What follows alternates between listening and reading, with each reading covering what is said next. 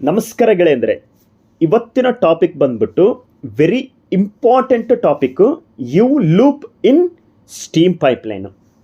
ಈ U loop ಬಳಸೋದ್ರಿಂದ thermal expansion ಪ್ರಾಬ್ಲಮಿಂದ ನಾವು ಸೇಫ್ ಆಗೋದು ಹೇಗೆ, ಮತ್ತು ಯು ಲೂಪ್ನ ಯೂಸ್ಗಳೆಲ್ಲ ಏನು, ಮತ್ತು ಸ್ಟೀಮ್ ಪೈಪ್ಲೈನ್ ಅಂತಂದ ಮೇಲೆ ನಮಗೆ ಅಪ್ ಟು 500 550 ವರೆಗೆ ಸ್ಟೀಮ್ ಟೆಂಪರೇಚರ್ ಅನ್ನೋದು ನಮಗೆ ಹೋಗ್ತಾ ಇರ್ತದೆ. ಪೈಪ್ಲೈನಲ್ಲಿ ಕೂಡ ಟೆಂಪರೇಚರ್ ನಮಗೆ ಟ್ರಾನ್ಸ್ಫರ್ ಆಗುತ್ತೆ. ಆ ಟೆಂಪರೇಚರಲ್ಲಿ ಪೈಪ್ಲೈನ್ಗಳು ಎಕ್ಸ್ಪ್ಯಾಂಡ್ ಆಗುತ್ತೆ. ಎಕ್ಸ್ಪ್ಯಾನ್ಷನ್ ಕಂಟ್ರೋಲ್ ಮಾಡಿಲ್ಲ ಅಂತಂದರೆ ಪೈಪ್ಲೈನ್ ಬೆಂಡ್ ಆಗುತ್ತೆ, ಮತ್ತು ರ್ಯಾಪ್ಚರ್ ಆಗುತ್ತೆ, ಬೆಂಡ್ ಆಗುತ್ತೆ. ಇದಕ್ಕೆಲ್ಲ ಒಂದು ಸೊಲ್ಯೂಷನ್ ಬಾಯ್ಲರ್ ಮ್ಯಾನುಫ್ಯಾಕ್ಚರರು ಯು ಲೂಪ್ ಅನ್ನೋ ಒಂದು ಸಿಸ್ಟಮ್ನ ನಮಗೆ ಕೊಟ್ಟಿದ್ದಾರೆ. ನೆಕ್ಸ್ಟು ನಾವು ಯು ಲೂಪಿಂದ ಏನೆಲ್ಲ ಪ್ರಾಬ್ಲಮ್ಮು, ಈ ವಿಡಿಯೋದಲ್ಲಿ ನಾವು ಏನೆಲ್ಲ ಸೊಲ್ಯೂಷನ್ನ ಹುಡ್ಕೊಂಡು ಹೋಗ್ತದೆ ಅಂತ ಹೇಳ್ಬಿಟ್ಟು ಮುಂದೆ ಬರ್ತದೆ, ನೋಡ್ಕೊತ ಹೋಗೋಣ. ಟೈಟಲ್ ಬಂದು ಇವತ್ತಿನ ಟಾಪಿಕ್ ಬಂದ್ಬಿಟ್ಟು thermal expansion of steam line. Thermal expansion of steam line. Industrial boiler ಮತ್ತು ಪವರ್ ಪ್ಲ್ಯಾಂಟಲ್ಲಿ ಸ್ಟೀಮ್ ಪೈಪ್ ಲೈನ್ ತುಂಬ ಹೈ ಟೆಂಪರೇಚರಲ್ಲಿ ಆಪ್ರೇಟ್ ಆಗ್ತಾ ಇರ್ತವೆ. ಈ ಹೈ ಟೆಂಪರೇಚರಿಂದ ಪೈಪ್ ಎಕ್ಸ್ಪ್ಯಾಂಡ್ ಆಗುತ್ತೆ. ಇದನ್ನು ಥರ್ಮಲ್ ಎಕ್ಸ್ಪ್ಯಾನ್ಷನ್ ಅಂತ ಕೂಡ ಕರೀತಾರೆ.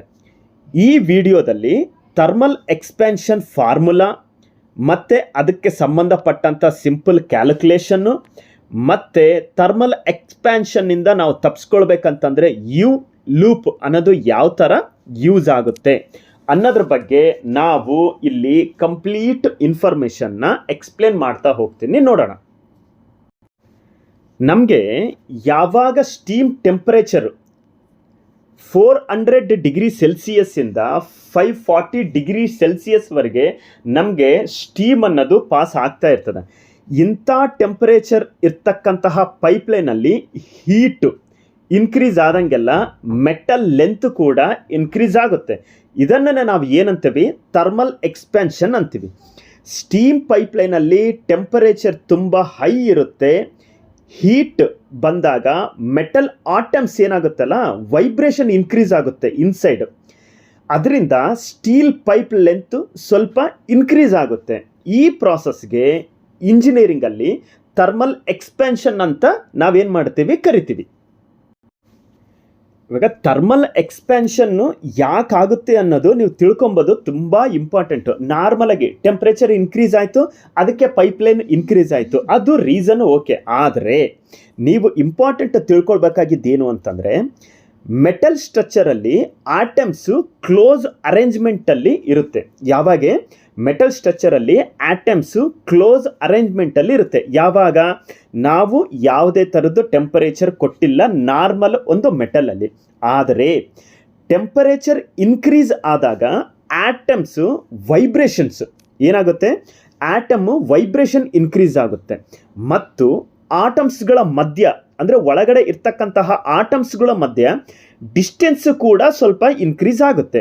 ಯಾವಾಗ ನಾವು ಹೀಟ್ ಎನರ್ಜಿ ಪೈಪ್ಲೈನಿಗೆ ಕೊಟ್ಟಾಗ ಒಳಗಡೆ ಇನ್ಸೈಡ್ ಆಟಮ್ಸ್ಗಳ ಮಧ್ಯ ಡಿಸ್ಟೆನ್ಸ್ ಸ್ವಲ್ಪ ಇನ್ಕ್ರೀಸ್ ಆಗುತ್ತೆ. ಆದ್ದರಿಂದ ನಮಗೆ ಏನಾಗುತ್ತೆ ಅಂತಂದರೆ ಪೈಪ್ ಲೆಂತ್ ಕೂಡ ಇನ್ಕ್ರೀಸ್ ಆಗುತ್ತೆ. ನಾರ್ಮಲ್ ಆಗಿ ನೀವು ಟೆಂಪ್ರೇಚರ್ ಬಂದ ತಕ್ಷಣ ಪೈಪ್ ಲೆಂತ್ ಇನ್ಕ್ರೀಸ್ ಆಗೋದಕ್ಕಿಂತ ಒಳಗಡೆ ನಮಗೆ ಏನಾಗುತ್ತೆ, ಹೀಟ್ ಎನರ್ಜಿ ಯಾವಾಗ ಸಪ್ಲೈ ಆದ ತಕ್ಷಣ ಇನ್ಸೈಡ್ ಮೆಟಲಲ್ಲಿ ಅಟಾಮಿಕ್ ವೈಬ್ರೇಷನ್ ಕ್ರಿಯೇಟ್ ಆಗುತ್ತೆ. ಯಾಕೆ ಕ್ರಿಯೇಟ್ ಆಗುತ್ತೆ ಅಂತಂದರೆ, ಟೆಂಪ್ರೇಚರ್ ಇನ್ಕ್ರೀಸ್ ಆದಂಗೆ ಆಟಮ್ಸ್ ವೈಬ್ರೇಷನ್ ಇನ್ಕ್ರೀಸ್ ಆಗ್ತಾ ಮತ್ತು ಆಟಮ್ಗಳ ಮಧ್ಯೆ ಡಿಸ್ಟೆನ್ಸ್ ಸ್ವಲ್ಪ ಇನ್ಕ್ರೀಸ್ ಆಗುತ್ತೆ. ಆದ್ದರಿಂದ ಪೈಪ್ ಲೆಂತ್ ಇನ್ಕ್ರೀಸ್ ಆಗುತ್ತೆ. ನೀವು ಇಷ್ಟು ತಿಳ್ಕೊಂಡ್ರೆ ಸಾಕಾಗುತ್ತಾ? ಇಲ್ಲ. ಥರ್ಮಲ್ ಎಕ್ಸ್ಪ್ಯಾನ್ಷನ್ ಫಾರ್ಮುಲಾ ಕೂಡ ನೀವು ಕಂಪಲ್ಸರಿ ತಿಳ್ಕೊಳ್ಬೇಕು. ಯಾಕಂತಂದರೆ ಅದು ಬೇಸಿಕ್ ಐಡಿಯಾ ಆಯಿತು ಅಂತಂದರೆ ಇದು ಪ್ಯೂರ್ಲಿ ಥಿಯರಿಟಿಕಲ್ಲು ಫಾರ್ಮುಲಾ ಕಂಪಲ್ಸರಿ.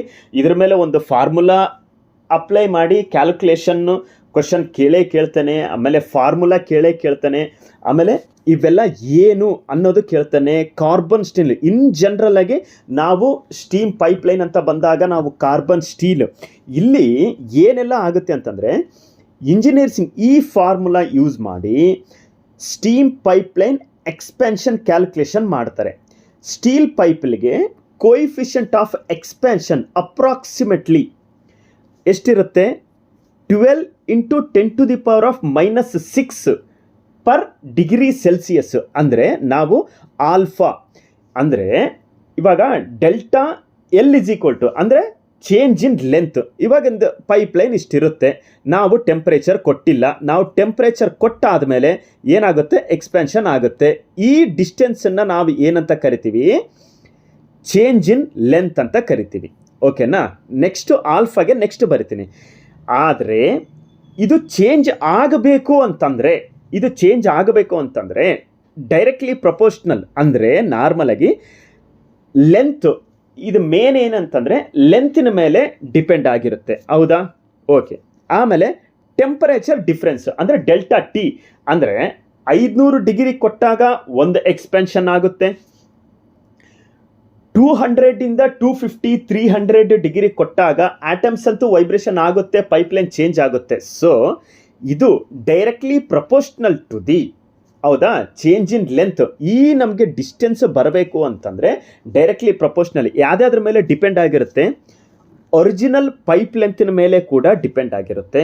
ಜೊತೆಗೆ ಚೇಂಜ್ ಡಿಫ್ರೆನ್ಸ್ ಅಂದರೆ ಟೆಂಪರೇಚರ್ ಎಲ್ಲಿಂದ ಎಲ್ಲಿವರೆಗೆ ಅನ್ನೋದು ಕೂಡ ತುಂಬ ಇಂಪಾರ್ಟೆಂಟ್ ಆಗಿರುತ್ತೆ. ಆದರೆ ಇಲ್ಲಿ ಡೈರೆಕ್ಟ್ಲಿ ಪ್ರಪೋರ್ಷನಲ್ ಇಂದ ಅದನ್ನು ನಾವು ಏನು ಮಾಡ್ತೀವಿ ಅಂತಂದರೆ ತೆಗೆದುಬಿಟ್ಟು ಒಂದೊಂದು ಮೆಟಲ್ಗೆ ಪ್ರಾಪರ್ಟಿ ಇರುತ್ತೆ, ಪ್ರತಿಯೊಂದು ಮೆಟಲ್ಗೂ ಒಂದೊಂದು ಪ್ರಾಪರ್ಟಿ ಅದಕ್ಕೆ ತಕ್ಕಂತೆ ನಮಗೆ ಕಾರ್ಬನ್ ಸ್ಟೀಲ್ಗೆ ನಾರ್ಮಲಾಗಿ ನಾವು ಕಾರ್ಬನ್ ಸ್ಟೀಲ್ ಯೂಸ್ ಮಾಡೋದ್ರಿಂದ ನಾನು ಈ ಎಕ್ಸಾಂಪಲ್ನ ತಗೊಂಡಿದ್ದೀನಿ.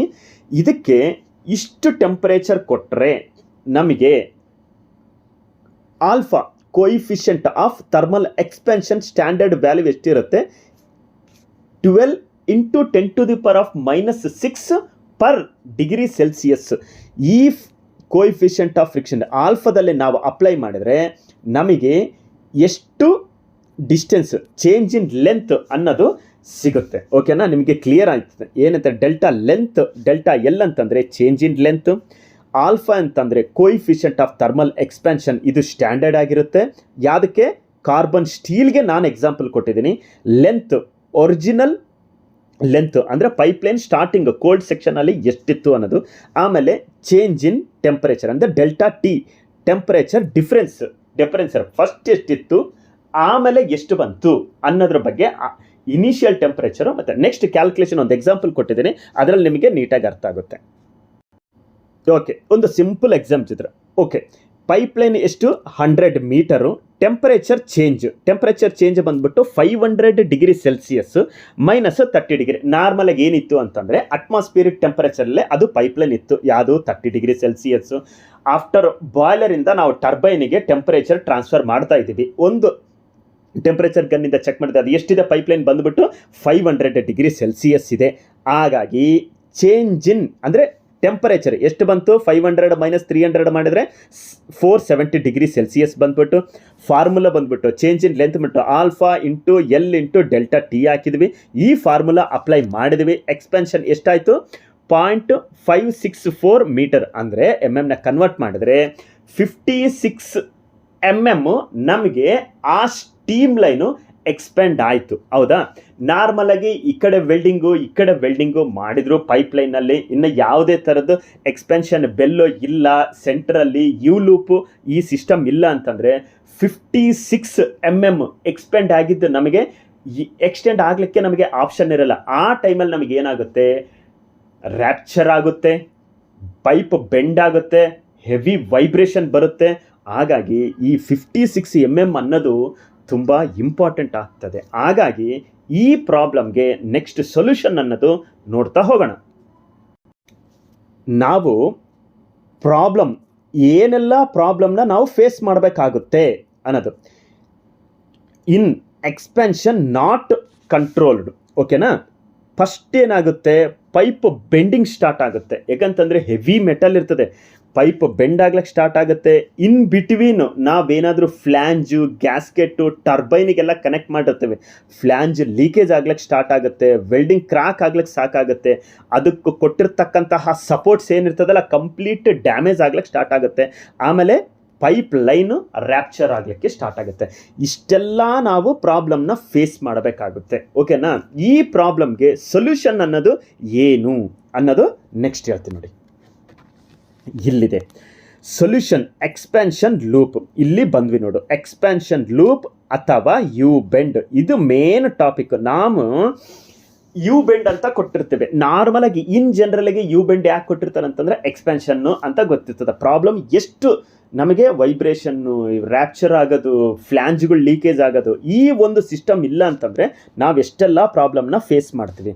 ಇಲ್ಲಿ ಪರ್ಪಸ್ ಅಬ್ಸರ್ವ್ಡ್ ಎಕ್ಸ್ಪ್ಯಾನ್ಷನ್, ಹೌದಾ? ಯು ಲೂಪ್ ಹಾಕೋದ್ರಿಂದ ಏನಾಗುತ್ತೆ? Observed expansion. ಆಮೇಲೆ ಸ್ಟ್ರೆಸ್ ಅನ್ನೋದು ಯಾವಾಗ ಒಂದು ಕಡೆ ಜಾಯಿಂಟು ಇನ್ನೊಂದು ಕಡೆ ಜಾಯಿಂಟು ಎರಡೂ ಕಡೆ ನಾವು ಜಾಯಿಂಟ್ ಮಾಡಿಬಿಟ್ರೆ, ಓಕೆನಾ, ಅವಾಗ ಏನಾಗುತ್ತೆ? ನಾವು ಟೆಂಪ್ರೇಚರ್ ಇಲ್ಲಿ ಕೊಟ್ಟಾಗ ಇನ್ಸೈಡ್ ಇದರಲ್ಲಿ ಸ್ಟ್ರೆಸ್ ಅನ್ನೋದು ಫುಲ್ಲು ಕ್ರಿಯೇಟ್ ಆಗುತ್ತೆ. ಆಮೇಲೆ ಅದನ್ನು ಏನು ಮಾಡುತ್ತೆ? ನಮಗೆ ಎಕ್ಸ್ಪ್ಯಾನ್ಷನ್ ಲೂಪ್ ಈ ಥರ ನಾವು ಯೂಸ್ ಮಾಡೋದ್ರಿಂದ ಅಲ್ಲೇನಾಗುತ್ತೆ? ಕಡಿಮೆ, ಅಲ್ಲೇ ಒಂಥರ ಸಸ್ಪೆನ್ಷನ್. ಈ ಗಾಡಿಗಳಿಗೆ ಶಾಕ್ ಅಬ್ಸರ್ವ್ ಥರ ಹೇಗೆ ಈ ಥರ ಕುಣಿಯುತ್ತಲ್ಲ, ಅದೇ ಥರ ಇಲ್ಲಿ ಏನಾಗುತ್ತೆ ಅಂತಂದರೆ ಒಂಥರ ಸಸ್ಪೆನ್ಷನ್. ಈ ಡಿಸ್ಟೆನ್ಸಲ್ಲಿ ನಮಗೆ ಸಸ್ಪೆನ್ಷನ್ ಆ್ಯಕ್ಟ್ ಆಗಿ ನಮಗೆ ಸ್ಟ್ರೆಸ್ ಅನ್ನೋದು ರೆಡ್ಯೂಸ್ ಮಾಡುತ್ತೆ. ಪ್ರೊಟೆಕ್ಟ್ ಇಕ್ವಿಪ್ಮೆಂಟ್ ಅಂದರೆ ಇಲ್ಲಿಂದ ನಮಗೆ ಟರ್ಬೈನಿಗೆ ಹೋಗಿರುತ್ತೆ, ಹೌದಾ? ಇಲ್ಲಿಂದ ನಮಗೆ ಬಾಯ್ಲರ್ ಬಂದಿರ್ತದೆ, MSSV ವಾಲ್ವ್, ಸ್ಟೀಮು ಇಲ್ಲೆಲ್ಲ ಬಂದಿರ್ತದೆ. ಇದನ್ನು ನಾವು ಪ್ರೊಟೆಕ್ಟ್ ಇಕ್ವಿಪ್ಮೆಂಟ್ ಅನ್ನೋದು ನಮಗೆ ತುಂಬ ಇಂಪಾರ್ಟೆಂಟು. ನಮಗೆ ಈ ಥರನೂ ಯು ಲೂಪ್ ಕೊಡ್ತಾರೆ, ನೆಕ್ಸ್ಟ್ ಈ ಥರ ಕೂಡ ಯು ಲೂಪ್ ಕೊಟ್ಟಿರ್ತಾರೆ. ಇಲ್ಲಿ ಕಂಡೆನ್ಸೇಟ್ ರಿಮೂವ್ ಮಾಡಿ ನಾವು ಡ್ರೈನ್ನ ಕೂಡ ಕಂಟ್ರೋಲ್ ಮಾಡಲಿಕ್ಕೆ ಕೂಡ ನಮಗೆ ಯು ಬೆಂಡ್ ಅನ್ನೋದು ತುಂಬ ಇಂಪಾರ್ಟೆಂಟ್ ಆಗಿರುತ್ತೆ. ನಮಗೆ ಯು ಬೆಂಡ್ ಅಲ್ಲದೆ ಬೇರೆ ಥರ ಕೂಡ ಎಕ್ಸ್ಪ್ಯಾನ್ಷನ್ ಲೂಪ್ಗಳು ಕೂಡ ಬರುತ್ತೆ. ಯು ಲೂಪ್ ಬರುತ್ತೆ, ಜೆಡ್ ಲೂಪ್ ಬರುತ್ತೆ, ಎಲ್ ಲೂಪ್ ಬರುತ್ತೆ, ಆಮೇಲೆ ಲೂಪ್ ಕೂಡ ಬರುತ್ತೆ. ಅದ್ರ ಜೊತೆಗೆ ನಾನು ಇಲ್ಲಿ ಕೊಟ್ಟಿದ್ದೀನಿ, ಇದೇನು ಬರುತ್ತೆ ಗೊತ್ತಾ? ನೆಕ್ಸ್ಟ್ 90 ಡಿಗ್ರಿ ಬೆಂಡ್ ಕೂಡ ಬರುತ್ತೆ ಇದು. ಆಮೇಲೆ ಯು ಲೂಪ್ ಇಲ್ಲೇನಿದೆಯಲ್ಲ, ಈ ಯು ಲೂಪ್. ಇವಾಗ ನೆಕ್ಸ್ಟ್ ಏನು ಬರುತ್ತೆ ಅಂದರೆ ಇದು ಎಕ್ಸ್ಪ್ಯಾನ್ಷನ್ ಲೂಪ್ ಬರುತ್ತೆ. ಆಮೇಲೆ ಇದನ್ನು ಆಫ್ ಸೆಟ್ ಅಂತಲೂ ಕರೀತಾರೆ, ಆಮೇಲೆ ಜೆಡ್ ಟೈಪ್ ಅಂತಲೂ ಕೂಡ ಕರೀತಾರೆ. ನೆಕ್ಸ್ಟ್ ಏನಿದೆ ಕೂಡ ಇದು ಯು ಲೂಪ್ ಅಂತ ಕರೀತಾರೆ. ಆಮೇಲೆ ಒಮೆಗಾ ಲೂಪ್ ಅಂತ. ಒಮೆಗಾ ಲೂಪ್ ಅಂತಂದರೆ ಆಲ್ಮೋಸ್ಟ್ ನಿಮಗೆ ತೋರಿಸ್ತೀನಿ ನೋಡಿ, ಈ ಥರ ಬರುತ್ತೆ. ಈ ಥರ ಬಂದು ಹಿಂಗೆ ಈ ಥರ ಒಮೆಗಾ ಲೂಪ್ ಅಂತ ಕೂಡ ನಮಗೆ ಚಿಕ್ಕ ಚಿಕ್ಕ ಬಾಯ್ಲರ್ಗಳಲ್ಲಿ ಮತ್ತು ಹೆವಿ ಇಕ್ವಿಪ್ಮೆಂಟಲ್ಲಿ ಕೂಡ ನಾವು ಒಮೆಗಾ ಲೂಪ್ ಅಂತ ನಾವು ಈ ಥರ ಬರುತ್ತೆ. ಈ ಥರದ ಲೂಪ್ನ ಯೂಸ್ ಮಾಡಿಕೊಂಡು ನಾವು ಎಕ್ಸ್ಪ್ಯಾನ್ಷನ್ಗೆ ಸಂಬಂಧಪಟ್ಟಂತೆ ಎಕ್ಸ್ಪ್ಯಾನ್ಷನ್ ಲೂಪ್ಗಳನ್ನ ಯೂಸ್ ಮಾಡ್ತೀವಿ. ಇದರದ್ದು ನಾನೊಂದು ಸಿಂಪಲ್ ಎಕ್ಸ್ಪ್ಲನೇಷನ್, ಯಾಕಂತಂದರೆ ಪ್ರತಿ ಯು ಲೂಪ್ ಅನ್ನೋದು ತುಂಬ ಇಂಪಾರ್ಟೆಂಟ್ ಆಗಬೇಕು ಅಂತಾರೆ. ಜಸ್ಟ್ ಪ್ರಿನ್ಸಿಪಲ್ ನಾರ್ಮಲಾಗಿ ವರ್ಕಿಂಗ್ ಪ್ರಿನ್ಸಿಪಲ್ ಅಂತ ಕೇಳಿಬಿಡ್ತದೆ. ಮೇನ್ ಇಂತ ಅಂತಂದರೆ pipe expansion, loop flexibility, stress reduction. ಓಕೆನಾ? ಅಂದರೆ ಹೇಳ್ಬೇಕಂತಂದರೆ ಪೈಪ್ ಎಕ್ಸ್ಪೆಂಡ್ ಆಗೋದು ಯು ಲೂಪು ಫ್ಲೆಕ್ಸಿಬಲ್ ಆಗಿ ಬೆಂಡ್ ಆಗುತ್ತೆ ಮತ್ತು ಎಕ್ಸ್ಪ್ಯಾನ್ಷನ್ ಮೂಮೆಂಟ್ ಅಬ್ಸರ್ವ್ ಮಾಡುತ್ತೆ. ಇದರಿಂದ ಪೈಪ್ಲೈನ್ ಮೇಲೆ ಸ್ಟ್ರೆಸ್ ರಿಡ್ಯೂಸ್ ಆಗುತ್ತೆ. ಇದು ಬಂದ್ಬಿಟ್ಟು ನಮಗೆ ಯು ಲೂಪ್ ವರ್ಕಿಂಗ್ ಪ್ರಿನ್ಸಿಪಲ್ ಅಂತ ಕೂಡ ನಾವು ಕರಿಬೋದು. ಮತ್ತು ಯು ಲೂಪ್ ನಾವು ಎಲ್ಲೆಲ್ಲಿ ಯೂಸ್ ಮಾಡ್ತೀವಿ ಅನ್ನೋದ್ರ ಬಗ್ಗೆ, ಓಕೆನಾ?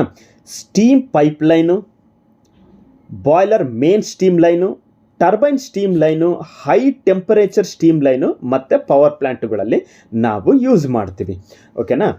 Expansion loop mainly high temperature pipelines ಅಲ್ಲಿ ಯೂಸ್ ಮಾಡ್ತೇವೆ. ಎಸ್ಪೆಷಲಿ ಸ್ಟೀಮ್ ಪೈಪ್ಲೈನ್ ಮತ್ತು ಪವರ್ ಪ್ಲ್ಯಾಂಟ್ ಮೇನ್ ಸ್ಟೀಮ್ ಲೈನಲ್ಲಿ ಕಂಪಲ್ಸರಿ ಡಿಸೈನ್ ಫ್ಯೂಚರ್ ಆಗೇ ಆಗಿರುತ್ತೆ ಇದು. ಇನ್ ಜನರಲ್ ಇಂಡಸ್ಟ್ರಿಗಳಲ್ಲಿ ಒಂದು ಸಿಂಪಲ್ ಎಕ್ಸಾಮ್ಸ್, ನಾರ್ಮಲಾಗಿ ಸ್ಟೀಮ್ ಟೆಂಪರೇಚರ್ 540 ಡಿಗ್ರಿ ಸೆಲ್ಸಿಯಸ್ವರೆಗೆ ಹೋಗುತ್ತೆ. ಪೈಪ್ ಲೈನ್ ಎಂತುಗಳು 120 ಮೀಟರು, 100 ಮೀಟರು, 80 ಮೀಟರು, 150 ಮೀಟರು ಈ ಥರದ್ದೆಲ್ಲ ಯೂಸ್ ಮಾಡ್ತಾರೆ. ಆಮೇಲೆ ಬರೇ 540 ಇವೆಲ್ಲವೂ after turbine second extraction, third extraction, first extraction ಸ್ಟೀಮ್ಗಳೆಲ್ಲ ಪ್ರಾಸೆಸ್ಸಿಗೆಲ್ಲ ತೊಗೊಂಡೋಗ್ತೀವಿ. ಆಲ್ಮೋಸ್ಟ್ 200 ಮೀಟರು 250 ಮೀಟರ್ವರೆಗೆ ನಾವು ಪೈಪ್ಲೈನ್ಗಳನ್ನ ತೊಗೊಂಡೋಗ್ತಾ ಇರ್ತೀವಿ. ಅಂದರೆ ಆಫ್ಟರ್ ಎಕ್ಸ್ಪ್ಯಾನ್ಷನ್ ಟೆಂಪರೇಚರ್ ಕಡಿಮೆ ಇರ್ಬೋದು, ಆದರೆ ಎಕ್ಸ್ಪ್ಯಾನ್ಷನ್ ಅನ್ನೋದು ಕಂಪಲ್ಸರಿ ಆಗೇ ಆಗುತ್ತೆ. ಇಲ್ಲಿ ಪಾಸಿಬಿಲಿಟಿ ಹೇಳ್ತೀನಿ ನೋಡು, ಪಾಸಿಬಿಲಿಟಿ 60 ಇಂದ 80 mm ವರೆಗೆ ಎಕ್ಸ್ಪೆನ್ಷನ್ ಆಗುತ್ತೆ. ಆ ಟೈಮಲ್ಲಿ ನಮಗೆ ಯು ಲೂಪು ಮತ್ತು ಎಕ್ಸ್ಪೆನ್ಷನ್ ಲೂಪು ಫ್ಲೆಕ್ಸಿಬಲ್ ಸಪೋರ್ಟು ಇವು ಮೂರಕ್ಕೂ ಸೊಲ್ಯೂಷನ್ ನಮಗೆ ಸಿಗುತ್ತೆ. ಇನ್ನು ರಿಯಲ್ ಇಂಡಸ್ಟ್ರಿ ಅಂದರೆ ದಿನನಿತ್ಯ ಮಾಡಬೇಕಾದ್ರೆ ಇದಕ್ಕೆಲ್ಲ ಏನೇನು ಬೇಕಾಗ್ತದೆ, ಯು ಲೂಪ್ ಬೇಕಾಗುತ್ತೆ, ಎಕ್ಸ್ಪ್ಯಾನ್ಷನ್ ಲೂಪ್ ಬೇಕಾಗುತ್ತೆ, ಫ್ಲೆಕ್ಸಿಬಲಿ ಮತ್ತು ಸಪೋರ್ಟ್ ಕೂಡ ಬೇಕಾಗುತ್ತೆ. ಯಾವುದೇ ನೀವು ಸ್ಟೀಮ್ ಲೈನ್ ತೊಗೊಂಡೋಗಿರ್ರಿ, ಅದಕ್ಕೆ ನಾವು ವೆಲ್ಡಿಂಗ್ ಮಾಡಿರಲ್ಲ, ಜಸ್ಟ್ ಸ್ಪ್ರಿಂಗ್ ಸಪೋರ್ಟೆಡ್ಡು ಕೊಟ್ಟಿರ್ತೀವಿ, ಅದಕ್ಕೆ ಫ್ರೀಯಾಗಿರುತ್ತೆ ಅಷ್ಟೇ ಆಗಲಿ. ವೆಲ್ಡಿಂಗ್ ಮಾಡಿರಲ್ಲ, ಬಾಟಮ್ ಸಪೋರ್ಟ್ ಕೊಟ್ಟಿರ್ತೀವಿ ಅಷ್ಟೇ ಆಗಲಿ, ನಾವು ಸ್ಟ್ರಕ್ಚರಿಗೆ ವೆಲ್ಡಿಂಗ್ ಹೊಡೆದಿರ್ತೀವಿ. ಆದರೆ ಸ್ಟೀಮ್ ಪೈಪ್ ಲೈನಿಗೂ ಮತ್ತು ಅದಕ್ಕೆ ಕೊಟ್ಟಿರ್ತಕ್ಕಂತಹ ನಮ್ದೇನು ಸ್ಟೀಮ್ ಲೈನ್ ಹೋಗಿರ್ತದಲ್ಲ ಕಂಪ್ಲೀಟು ಈ ಥರ ಸ್ಪ್ರಿಂಗ್ ಲೈನ್ ಸಪೋರ್ಟ್ ಕೊಟ್ಟು ಹಿಂಗೆ ಹ್ಯಾಂಗ್ ಮಾಡಿರ್ತೀವಿ. ಜೊತೆಗೆ ಮತ್ತೆ ಈ ಥರ ಸ್ಪ್ರಿಂಗ್ ಸಪೋರ್ಟ್ ಕೊಟ್ಟು ನಾವು ಈ ಕಡೆ ಬಾಟಮಿಂದ ಕೊಟ್ಟಿರ್ತೀವಲ್ಲ, ಇಲ್ಲಿ ನಾವು ಸ್ಟ್ರಕ್ಚರ್ನ ಕೂಡಿಸಿರ್ತೀವಿ. ಅಷ್ಟೇ ಆಗಲಿ, ಯಾವುದೇ ಕಾರಣಕ್ಕೂ ನಾವು ವೆಲ್ಡಿಂಗ್ ಮಾಡಲ್ಲ. ಡ್ಯೂ ಟು ನಮಗೆ ಎಕ್ಸ್ಪೆನ್ಷನ್ ಸ್ಟೀಮ್ ಪೈಪ್ಲೈನಲ್ಲಿ ಎಕ್ಸ್ಪೆನ್ಷನ್ ಇರೋ ಕಾರಣದಿಂದ ನಾವು ಈ ಥರ ಎಲ್ಲ ಮಾಡ್ತೀವಿ. ನೆಕ್ಸ್ಟು ಸ್ಪ್ರಿಂಗ್ ಸಪೋರ್ಟೆಡ್ಡು ಆಮೇಲೆ ಬಾಟಮ್ ಸಪೋರ್ಟೆಡ್ ಬಗ್ಗೆ ನಾನು ನಿಮಗೆ ನೀಟಾಗಿ ಎಕ್ಸ್ಪ್ಲೇನ್ ಮಾಡ್ತೇನೆ ನೆಕ್ಸ್ಟ್ ವಿಡಿಯೋದಲ್ಲಿ.